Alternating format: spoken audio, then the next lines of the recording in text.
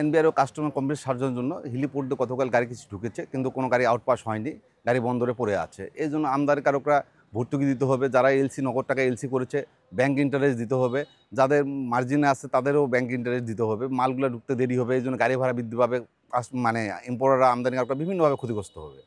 আজকে এখন পর্যন্ত কোনো গাড়ি ঢোকেনি। গাড়ি যদি ঢোকে কাস্টমস কোনো কাজ করবে না, পুরোপুরি পোর্টে পড়ে থাকবে, পোর্টে চার্জ দিতে হবে, আমদানিকরা ক্ষতিগ্রস্ত হবে।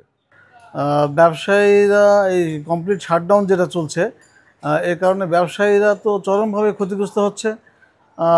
পাশাপাশি দেশে দ্রব্যমূল্য বেড়ে যাচ্ছে এবং তার সঙ্গে সরকার প্রচুর পরিমাণে রাজস্ব হারাচ্ছে।